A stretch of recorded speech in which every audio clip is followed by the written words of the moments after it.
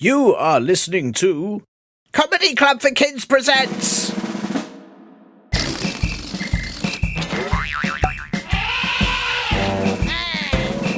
Radio Nonsense, Radio Nonsense, Radio Nonsense, Radio Nonsense, Radio Nonsense.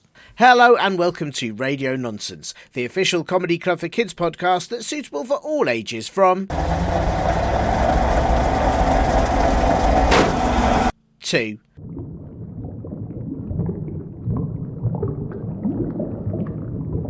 And everything in between. I'm Tin, and long-time listeners, the search for Linda continues. Short-time listeners, where have you been? And also, how recently have you started listening? Like, did you just start listening right now? Or right now? Do I need to do that last sentence again? Or that one? Wow, this is exhausting. Well, anyway, if you don't know who Linda is, then well done, as neither do I. But I am searching for her. That's all you need to know. Isn't that right, Linda? Linda? Linda. Where is she? Who is she? And this week, I've got some help, as I've been sent this in the post. Yes, it's a fact-checking frog. I mean, obviously, you knew that just by the sound. Apparently, all the cleverest people have one, and by asking it the right questions, I should be able to find Linda in no time. Fact-checking frog. Where is Linda? She's not near a single yak. Wow, that's very useful. Where in the world are there no yaks? That must be wherever Linda is. Oh, wait, I know. I'll ask the fact-checking frog again. Frog, where in the world are no yaks? There are no yaks in these locations. Peru, Disneyland Paris, Guam, Susan's house, El Stinko, the 12 Michelin-starred stinky cheese restaurant, inside your cup of tea, Norwich. Wow, there's a lot of locations. I suppose if I write them down, I can work out what places are left, and then that won't be where Linda is, which I think should help. On the moon, on the HMS Belfast, in Vancouver, inside a bottle of ketchup. I honestly thought yaks were more places than that. I'm almost disappointed you wouldn't find yaks in some ketchup, but they do have big heads, so I guess it would be hard to fit them in the bottle. In Tom Cruise's garden, in the ancient pyramids of Giza. This really wasn't how I thought this fact-checking frog would work, but while it's working out all the places yaks aren't, if you have anything you want to send in, including questions that you need to have answered, then please do get your nearest raspberry yoghurt face, grown-up, to help you email me at podcast@comedyclub4kids.co.uk. And if those same grown-ups would like to help support this show, they can sign you up to the Linda edition for a small fee at patreon.com/Comedy Club for Kids or at Apple Podcasts. And please do check out comedyclubforkids.co.uk for all of our live shows too. Under the stars, travelling on the back of the number 7 bus. And this week's guest is the brilliant Mike Rampton, who's written a very funny kids book called Become a Genius in a Year, which gives you an amazing fact for every single day of the year. Many of them are very, very funny facts too. You can grab it in all good bookshops right now, and I'll put a link in the podcast blurb. But you can also win a copy on this show. Hooray, competitions! I would like you to email me a ridiculous made-up fact that makes you laugh, and the top 3 that make me laugh will get a signed copy of Mike's book sent to them. As always, I can only accept entries that are emailed to me, and I'm afraid, yet again, this is just for UK and Ireland listeners because tariffs and stuff. Sorry, rest of universe. You can send in entries until the 18th of June, so get thinking up not real facts. Inside my knee, all of Portugal, above a tree. This could take a while. So while my fact-checking frog keeps listing places yaks aren't, you listen to this most importantest bit. Today's guest on Radio Nonsense, yes, it's none other than Mike Rampton, the world's most renowned hat tester. Mike, I am so pleased to have you on the show today, and I am in honour of all your work going around the world testing different things to see their suitability as a hat. How are you? Are you good? I'm very well, thank you. Yeah, I'm very well. I've been doing some neck exercises, keep the old support system up and running, strong enough that I can put almost anything that you could suggest on or around or occasionally within my head to work out its suitability for hat use. Yes, you do put some very remarkable things on your head, and it must put quite a lot of pressure on your neck, on your shoulders, on your back. Like I saw you not long ago. It was some kind of construction vehicle you were seeing if that would work. It was a cement mixer, Yes, and yes. everyone said to me, Mike, using a cement mixer as a hat, this is a foolish idea. There's no way it's going to be a good hat. And I said, let's wait and see. Mm-hmm. It might be a good hat. And I put it on my head, and do you know what, Tinnen? It wasn't a good hat. Oh, that's a shame. That's a shame. It is a shame, but we know now. We know now, and we can put an end to speculation and guesswork and things like that. And it's nice that the world has someone like me that can just clear things up. It's really handy, but I mean, I've got to ask because I'm guessing you did this very recently with the cement mixer. We're currently in spring. Have you only discounted it as a spring hat, or are you able to tell that it won't be of any use as a winter hat as well? Well, yeah, that was in a kind of Easter bonnet context that I was testing it. But so no, you're right. For absolutely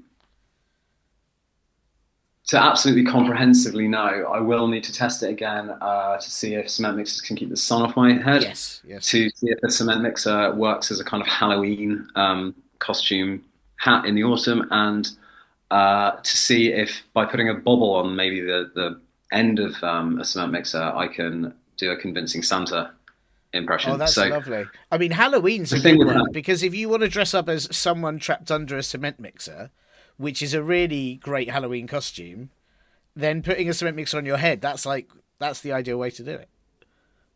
It's some would say it's the only way. Yes, I would agree with those. Some actually, some say a lot of things, and sometimes you think, "What are you talking about?" Some, but that I would say sounds. They've got it. They've worked it out there. Yes. Well done, some, I say. Yes. And I mean, I have to ask, and I'm sure you get very bored of these types of questions in your line of work. But have you found something that you was unexpectedly a favourite hat? I've done it. Yeah. Barrels are good. Barrels are good because if you get rid of the top part and the bottom part of a barrel, it slips right over your body, and you can pretend that you are someone that's lost all of their money in a 1930s political cartoon. Which is Right. Wow. It's a very good up-to-date reference for a children's podcast in 2025. Cars are good. Honda Civic. Honda Civic 2009 onwards, good. 2007 to 2009, bad hat. Oh, that's a shame. Hoovers kind of suck, if I'm honest. Whoa. It's there must be the thing. Hang on, I've got to. I mean, I agree with you, but like a Henry Hoover on the head feels like that's a fashion statement. His little face. That's a fashion statement. It begins a lot of conversations more than necessarily you want to. The difficulty with a Henry Hoover is that it doesn't always match with the emotions you're feeling internally. Oh yes, good point. Yeah. So people find you difficult to take seriously sometimes. You're delivering a TED talk, university commencement, receiving a knighthood. It gets in the way of the sword actually as well. If you're being knighted while wearing a Henry Hoover, the sword kind of bounces off the side, slips off your shoulder. That's awkward. And then if you accidentally turn it on, and then it tries to suck up the sword, and then the king has you arrested for taking the royal sword, and then you get in all sorts of trouble. Yeah, it's an absolute nightmare. It's it was a bad idea, and I regret the choice I made. Yes. That's why none of my books carry my full name, Sir Mike Rampton, because it was a bit of a rough day. It's a shame as well, because you were being knighted for, you were the one that suggested a crown was a good hat. Because before that, I think the king was attempting to wear all sorts of weird things on his head. Lemurs. Boots. Really into boots. Boots, yeah. But sort of like one welly boot. If you think of the, even a large, expensive welly boot, it doesn't really stretch around the circumference of an average human head. No. So he was walking around, and his face was so red, he looked in constant pain from all of the skin at the top of his head was being pulled up tightly into the end of this boot. And I remember saying to him, like, dude, what are you doing? Yeah. And he was like, mate, I've got to look the part. I'm a king, you know? But you were brave because a lot of people wouldn't tell him. A lot of people were like, we can't tell the king that his face looks ridiculous and red. And you did just call him dude. And I think he respected that. And that's why he was going to knight you until, of course, you wore the Henry Hoover. I mean, it is a sad series of events, but, you know. It's, I mean, in some ways, it's a dance as old as time, isn't it? Yes, it is. It is a very famous dance as old as time. We've all done it. We've all been there. We've all told the king, well, no, we haven't told him about his hat to wear, but we have all been in front of the king with unsuitable headwear, and you know, I think every single listener to the show has done it at least once. Yeah, it's that old story, you know, boy meets king,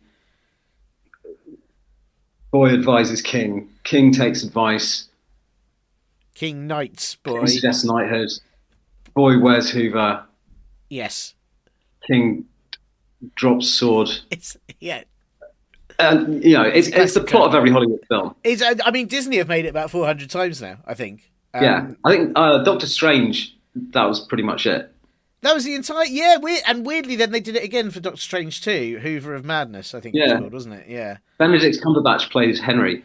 Yes, he did. He did, but he was, which is impressive because normally he's quite expressive on his face, but he managed to hold that one expression for 2.5 hours, which is I've got range. Yeah. I mean, it is. I don't know how you feel, but I always feel slightly disturbed that Henry is constantly looking happy, even though his nose is sucking up dust, spiders, crumbs from the floor. Like, he can't be enjoying that, really. I think potentially the dust that's within his brain is just tickling all the time. That's nice. And so I don't know how aware Henry is of what's going on, but he seems content enough. Yeah, and I suppose, you know, it's nice to have pride in your job, isn't it?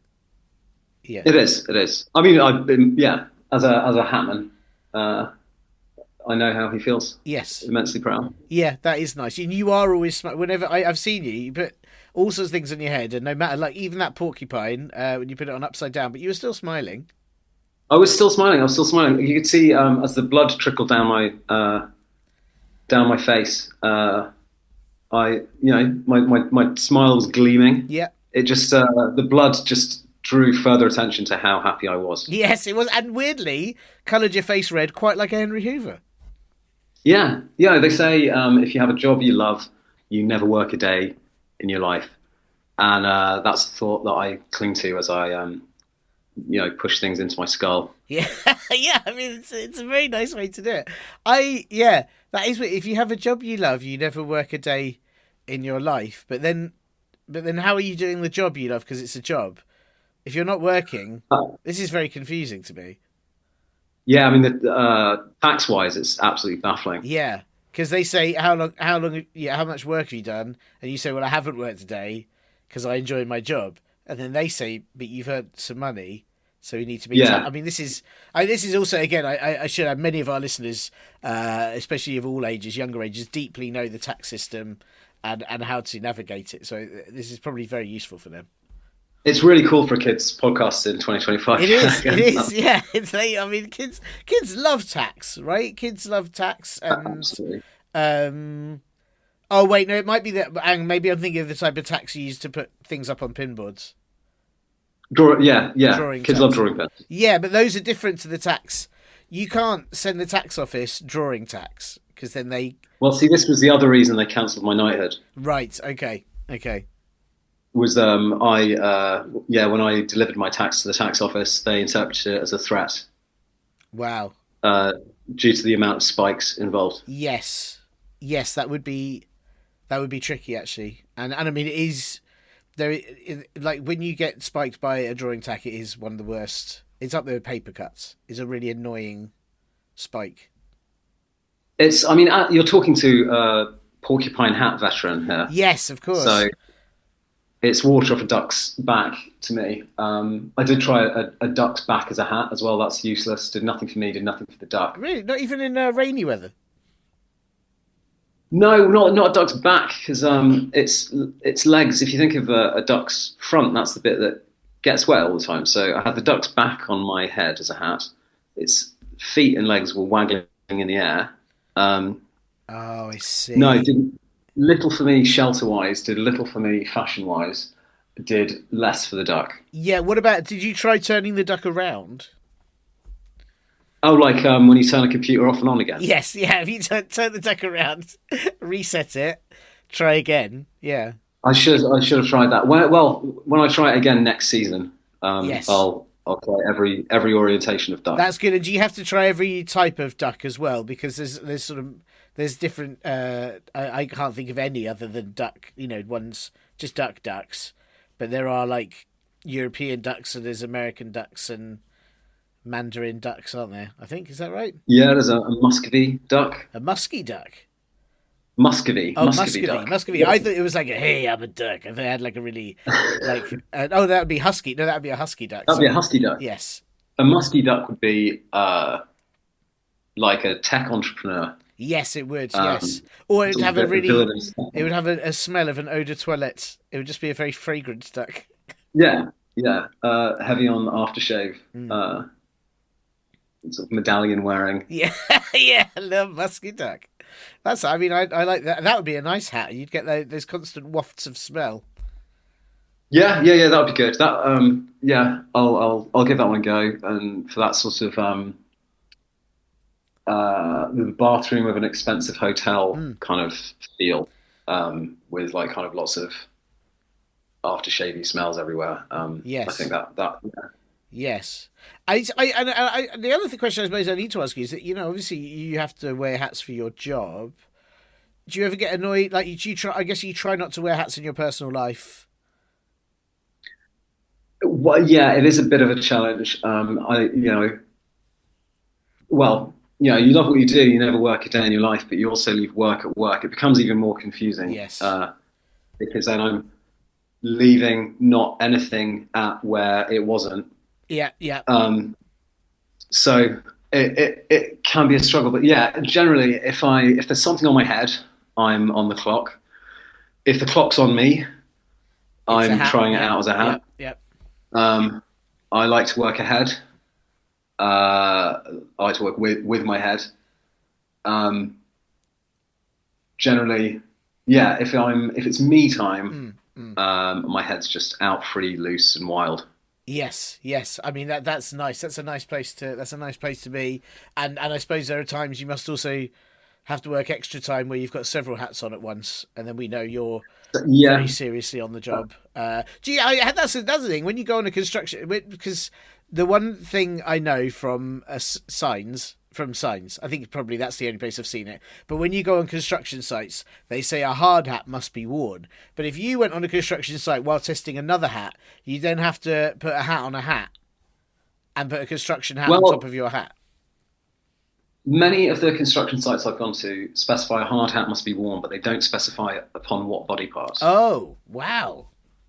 So I found actually you can wear two hard hats on your bum at the same time Right, right. while trialing concrete cement mixers on your head and things like that. And everyone then is, I wouldn't go as far as to say happy, Mm, mm. but less unhappy than they could be. That's great. A hard hat on your bum sounds very sensible anyway, because often you fall on your bum when you fall over. If you've got a hard hat on, you're going to land on the hard hat, possibly slide around a bit. It's great fun.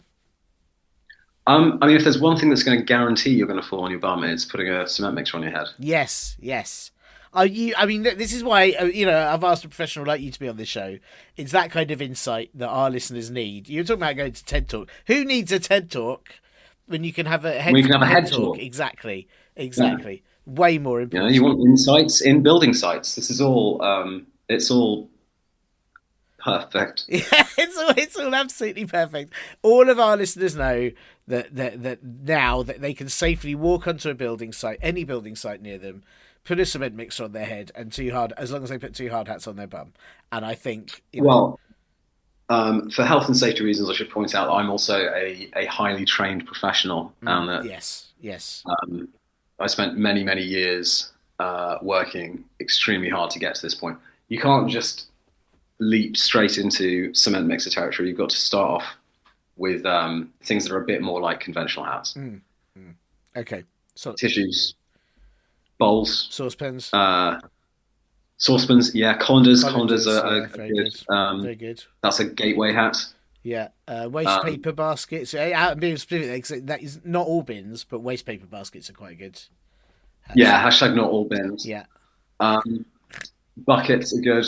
Uh, yeah. you can try if you are lucky enough, and those of us that are truly blessed. But if you're lucky enough to have a tea cozy, Oh, nice. Yes, wow. Gosh, I mean, I long for a tea cozy, but it's can't see it happening anytime soon. But yeah, well, yeah. I believe in you. You'll get there. You'll get there. Thank you, Mike. I really appreciate that. I really appreciate that. And listen, I appreciate you being on the show. I know you're very busy with all your hat testing, and but I've asked you here. There is a question that I think you are the man that could answer it.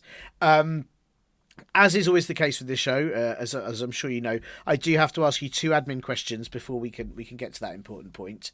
And Well, of course. do you what kind of can you put an admin hat on for this sort of thing? Yeah, I've got this old this computer from the 1980s here. Right. It's an Amstrad. Right. And if I can put that on. Yeah, I can tell you, it's not the best hat, but I'll stick with it for the remainder of Yes, the. it's good. I mean, it really welcome. suits you. Really suits you. Well, the thing is, they all do. Yes. Right. Of course. Of course. I mean, you've got a good face for a hat, a head for a hat. But you don't see the head when it's in it. Anyway, yes. Anyway, look, it works. I'm just saying it works. I appreciate you going to wearing the right hat for the job, which of course you would. There's two questions here. The first one, a bit more straightforward, but this show has listeners of all possible ages, every possible age you can imagine, -7 all the way to 406, not 100. Long story, won't go into it. Bronze ages, middle ages, ice ages, they all listen. And so I just want to make sure if there are any rude words you won't be saying so we can keep it family friendly. Yeah, I've been shocked recently by how often I've seen this word. Sometimes people write rude words on things, and it's shocking, it's scandalous, it's terrible behavior. There's a fruit juice company that have gone as far as to print this word on their juices, and you see it sometimes. Frobishers. Oh, that's awful. That's awful. That's absolutely, clearly from the sound of it, a disgusting, rude, vile, horrible word. Frobishers. I won't. It's a really horrible word. Horrible. Frobishers. It makes me feel a bit ill. Like, sometimes certain words, you just have to hear them and you feel a little bit queasy. That word does that. Regurgitant. Yeah, it is regurgitant. Can I ask, just to make sure we get this correct, is it Frobishers? Is there an apostrophe in there? Is it like as in something belongs to whatever or whoever this Frobisher is? Or is it Frobishers as in there's many of them and therefore also quite worrying? It might be a family to whom things belong, so it might be both. It might be true. I don't. Do you know what? I'm so revolted by it as a word that by the time I get to the end, there's tears in my eyes and I can't see whether there's an apostrophe there or not. Do you know what? It's not. That's. I mean, I would be upset whether it was a Frobisher or a Frobishers, and I would really ask you not to say either on this show because I think many of our listeners would be very upset and probably write in a number of complaints. But sometimes you just have to be sure. It's useful to know if we need to be particularly upset by the possibility of many Frobishers. Or a single upsetting Frobisher who owns things. Yeah, I don't want to use the word any more times than I have to, but yeah, to me, one Frobisher is Frobishers enough, yes, and multiple Frobishers that's just a Frobisher's frenzy. It's revolting as a thought. It's really awful, and I can't believe. I mean, I'm not going to touch any juice that might be a Frobisher's juice. That sounds awful to me. It's probably delicious, but it's hard to know because by the time I've got to the end of reading a disgusting name, Frobishers, I'm in tears. I'm in no state to enjoy a mango juice. Yeah, I wouldn't go near. I mean, and how do you know you're not going to upset? A Frobisher. I wouldn't want a Frobisher angry with me because I've eaten their juice, or I wouldn't want. Yeah. To drink juice that's been made by lots of it's a horrible situation. I'm very pleased you won't be saying Frobishers on this show. No, all I want after I've read or experienced or heard or said the word Frobishers is a saline drip and a nice sit down. Yes, Yes, well, that's lovely, and you've got both of those things next to you in preparation. I think that's. I mean, you're already Yeah, sitting yeah. down. Sorry, I should say, but the yes. Well, listen. Thank you for not saying Frobishers. I definitely wouldn't say it on this show, and I can. I don't think anyone would actually. I think I like to think we speak to a better class of people than that. Absolutely. And It's so I a appreciate good it. crowd. Yes, I appreciate it. Thank you, Mike. Question two, then. This is this one's harder, I think, and just although I suppose part of it might relate to what you do for your job that isn't really your job because you love it. Would you rather be allergic to faces? Allergic, not allergic. There's no, I don't know what allergic is. Allergic to faces. Or would you rather have nose hairs that were alive, like tentacles or Medusa's hair? A little bit, I'm just sort of saying Medusa's hair, they help you with your hat knowledge, kind of understand that one. Well, yeah, in a way, she was the original hat person. Yes, yes. I would go for the nose hairs that were alive, like Medusa's tentacles. I feel like being allergic to faces leads you to quite a lonely existence, living in a solitary way in a house with no mirrors, no pictures, no television, no photographs. Because depending on how this allergy manifests, any glimpse of a face might result in vomiting, diarrhea, dizziness, fatigue. Yes. All sorts of symptoms. You can't watch the show The Symptoms, for instance. That's got loads of faces in it. I found it. Whereas if my nose hairs were alive and sentient, I would never be alone. I'd always have my little clan with me. If any of them annoyed me or were rude to me, I could pluck them out. So they'd be supportive all the time. They'd be just a little gang of wriggly cheerleaders supporting me in my putting large things on my head endeavours. That's nice. That's really nice. That's a nice way to look at it. Actually, the witch is the more lonely kind of attribute. Attribute. I think that being allergic to faces, it would count out smiley potato shapes. It would count out jelly babies. Yes. But you could, I think, be friends with worms and slugs, which I am certain don't have a face. I'm certain that no one, not even the greatest scientists, have a clue which end of a worm is its bum and which is its face. They've got no one has an idea. They no, they feel the same about. There's some members of my family they've said that about. Right, so you can still hang out with them.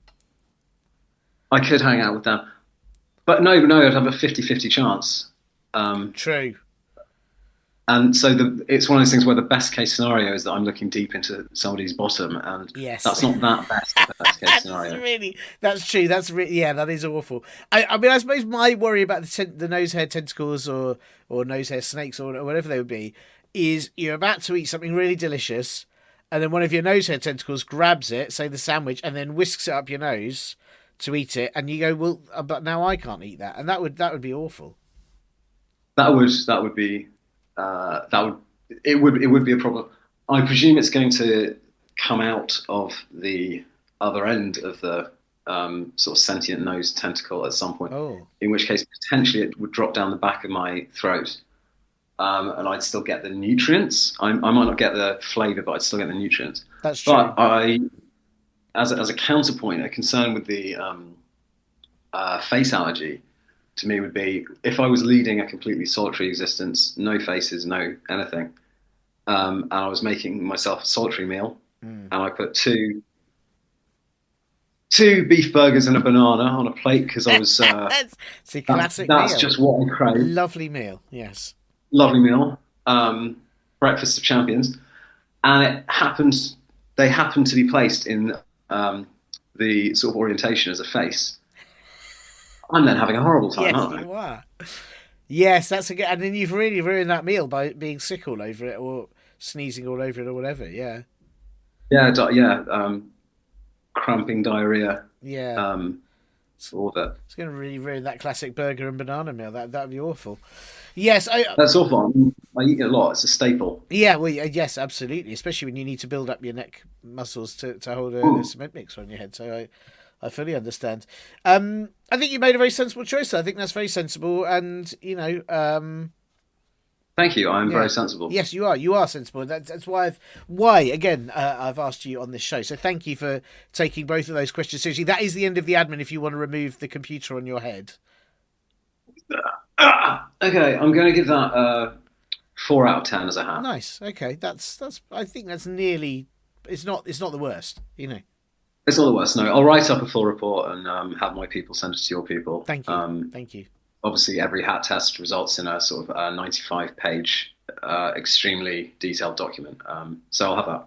Yes. I'll have that couried. Which then I recall you have put one of those 95-page documents on your head, which you then had to write a 95-page document about.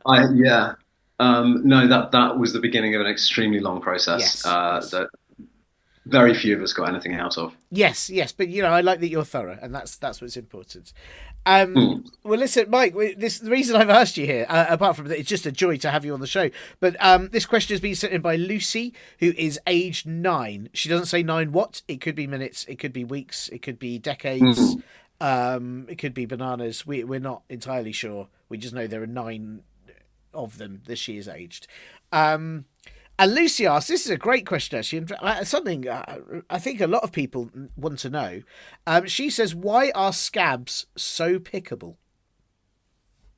Why are scabs so pickable? Well, Lucy, this is a fantastic question. It's a fantastic question with a perfectly sensible answer. I think this is something that your body has learned to do in the interests of brute efficiency. If scabs were not pickable, you would never be able to eat scabs. If a scab's on the back of your hand, something you can easily put in your mouth, you could just eat the back of your hand, like some sort of a monster. If you've got a great big scab on your knee, I can't get my knee in my mouth. Few can. If a scab's pickable, it can come off like a sort of, slightly shiny cornflake. You can eat that, and you can maintain your body's ultra efficiency and sort of pus equilibrium, and keep that going forever. You can top a yogurt with a few. Oh, lovely. Like a sort of crunch corner situation. Yeah, often more of a sort of squelch corner. Yes. Yeah, you can. I'm sure you could use them for all sorts of things if you didn't fancy eating them. You remove them. It's a small, useful shaped object. If you go to get a trolley from a supermarket and you have to put a pound coin in, if you don't have a pound coin but you've got a really big scab, fits right, yeah. Essentially slide that in. Oh, that's a real life hack tip, actually. That's very handy. Yes. Yeah, lockers at the swimming pool. Yes. Very useful. Very useful. All those machines that give you the kind of bubblegum balls that are really horrible, that never have any flavour. Yeah. Yeah. Or if you want a game of pool in a pub. Yeah. Yeah. Yes. Gosh, that's very. I'd never thought about that because I suppose if you've got a particularly big scab, you could pick it off, wear it as a hat. You could. I have tried that. That's the report of that is still pending. But I will again. I'll make sure my people courier it to your people. Yes. Have you got to? Do you have to test? Because I suppose you'd have to have an injury that gave you a big enough scab for you to use it, or and then would you separately have to test someone else's scab? Would you have to see? Is that how it works? Would you test both a scab from your own knee, for example, and then a scab from someone else's knee? Well, so as luck would have it, I have recently had a big injury. I had a cement mixer on my head. Oh yes, of course, yes. So I had, if anything, I had too many scabs. So we've been able to try them out in all sorts of orientations, all sorts of kind of hat attempts, and yeah. So the report's extremely detailed. I have been trying to collect enough other people's scabs to make a big, like a sort of crafted baseball cap, just made out of other people's scabs. But I think where I'm going wrong is telling people that that's my plan, because they aren't as forthcoming as I'd Sure. And they don't really want to hand over their own scabs when they could be eating them or doing something useful. Well, yeah, they're thinking, well, there's something in this. I'm gonna, if he wants them this much, yes, I'm gonna claim it. It must be worth something. Yes, I mean, that makes sense. It's one of those things that when you sort of say that, because They are so pickable, and they're good for eating. And I suppose that must also be why bogey's also very pickable, earwax pickable. It's all the things that you think, well, the body's making it so that you can get it and sustain yourself with some handy snacks. Well, you know, our bodies have evolved so that nostrils are exactly the right size and shape for a finger to go up. Yes, right, yeah. Um, I'm no expert. I mean, I am an expert, but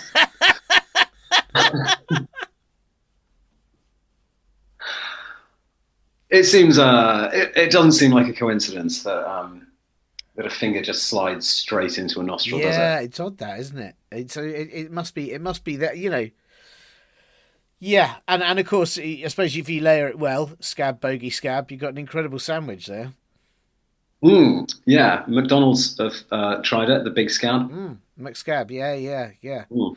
Yes, I remember The that. bug scab, Yes, actually, the big bug scab. scab. Yes, that was an interesting. Yeah, they did that as a sort of. It was interesting when you ordered like the extra large. Like I don't know where they got those bogies from, but that was quite impressive. You've It supersized it. was quite rough on their employees, I think. Really rough, really rough. They were constantly having to give each other colds. Which Yeah, didn't sound and then very all nice. the rival chains popped up. Bogey King, Yes, Bogey King. That was yeah, they really went for it. Actually, yes, that's true.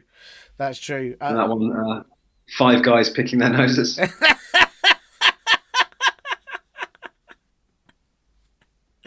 Yes, that is. Yeah, well, that was. Yeah, I mean, these weirdly Nando's never. Nando's didn't go for it, did they? They didn't. They were gonna. They were gonna do a chicken in a sort of bogey glaze, but I don't think they went for it in the end. They said it was too much. You needed more sort of mucus, and people weren't as into that. Yeah, Yeah.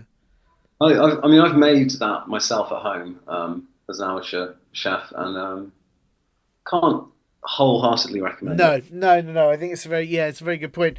I mean, another question I suppose I do need to ask is, you know, if scabs weren't pickable, I guess what would they be? What would they be, like slippery, bouncy? I mean, how awkward would that be?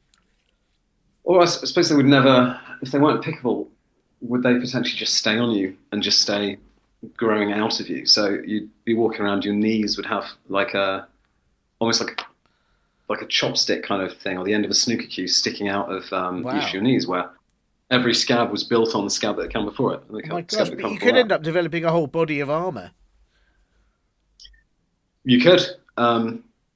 You could. This is maybe something that Lucy should be giving some real thought to. Um, you could become uh, incredibly, a sort of indestructible, super scab type figure.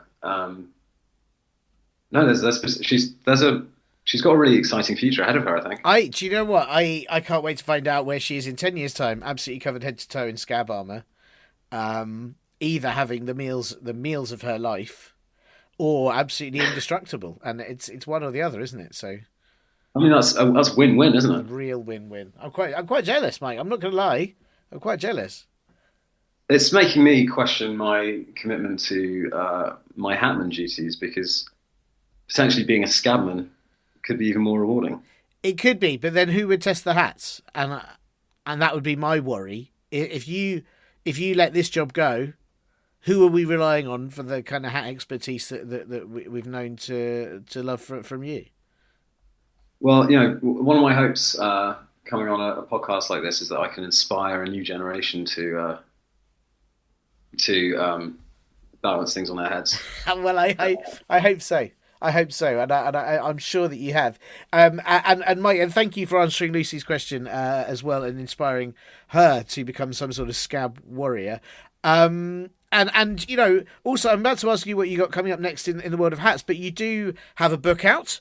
You've got an amazing book out called Become a Genius in a Year, which is full of facts, which you obviously collate in between hats. Is that how it works? Yeah, in between. Yeah, well, as you can imagine, I spend a reasonable amount of my time recovering from major head injuries. Yes, right. Does give me a reasonable amount of time to write books and things like that. And this book, Become a Genius in a Year, it's 366 plus fun facts from every subject there is, and it's fun, and it's got good pictures in it. Well, and I'm gonna put you on the spot here, Mike, because I have got the book here, which is going down very well on in my household, I have to tell you. And today's we're talking on May the 19th, and you've got a fact about, now this is confusing to me. 1 knot is 1 nautical mile, which is 1,852 meters per hour. But why is a nautical mile further than a non-nautical mile, which is 1,609 meters?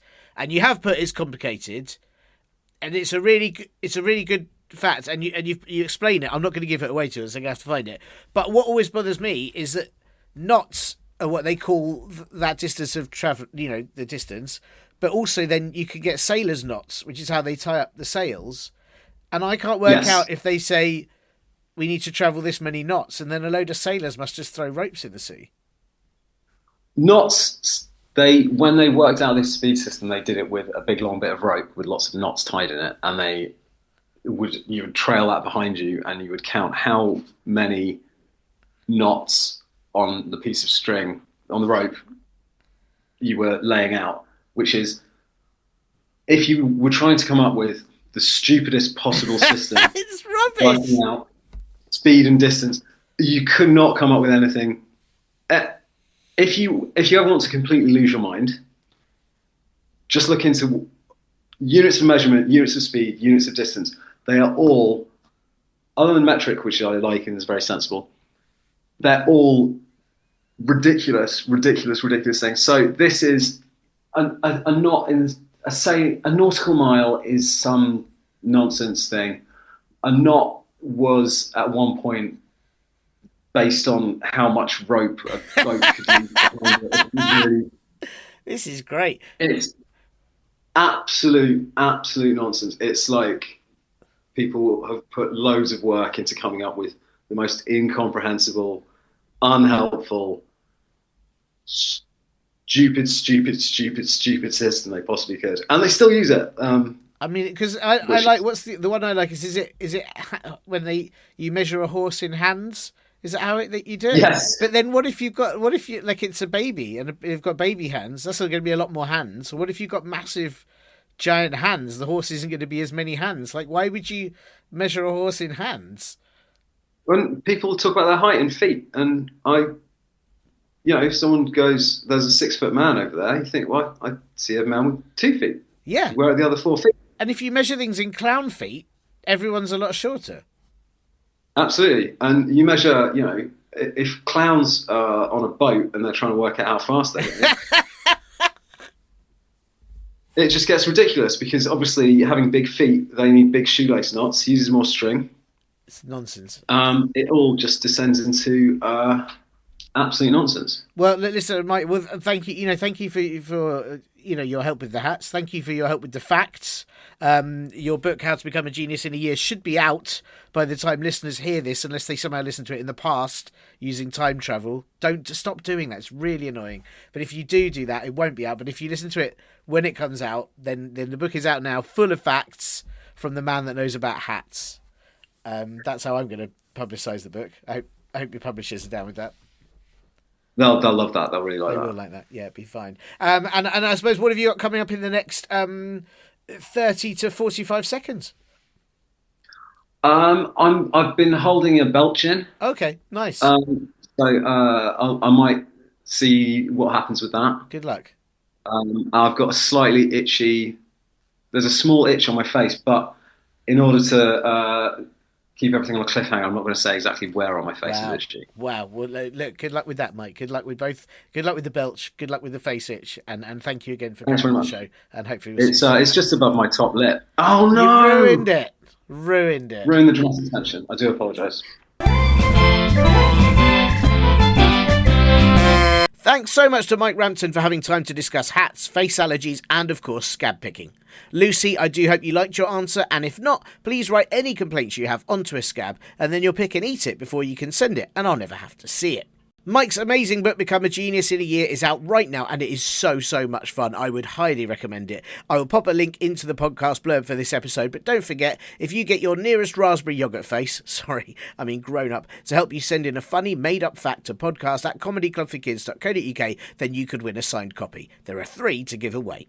If you want to send in anything else at all to this show, including any questions you have that need to be answered, then send them in to the same address too, and check out comedyclubforkids.co.uk for all of our live shows. And there are no yaks in the biscuit tin. Oh wow, is that everywhere there aren't any yaks? Well, I suppose I just need to check all of these places where yaks aren't, and I should be able to find Linda too. Fact-checking Frog, what's the facts on this? How many Lindas are in areas with no yaks? There are 450 yaks called Linda. No, that wasn't what I asked. Hang on a second. What's the hottest chili in the world, fact-checking Frog? The warmest yak is Steve Yak, who's always 39 degrees Celsius. Oh wow, he sounds very unwell, but who is the fastest athlete? The fastest yak is Yak Braff. I knew it! Let me see this here frog. I've been sent a yak-checking frog instead of a fact-checking one. This is so unhelpful. Fact-checking, yak-checking frog, how do I send you back? By yak mail. How does that work?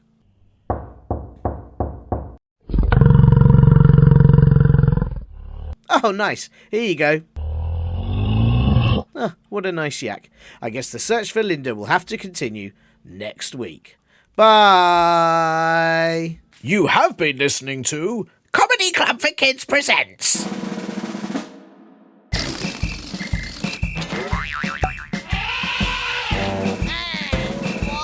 Radio nonsense, radio nonsense, radio nonsense, radio nonsense, radio nonsense. It's the end.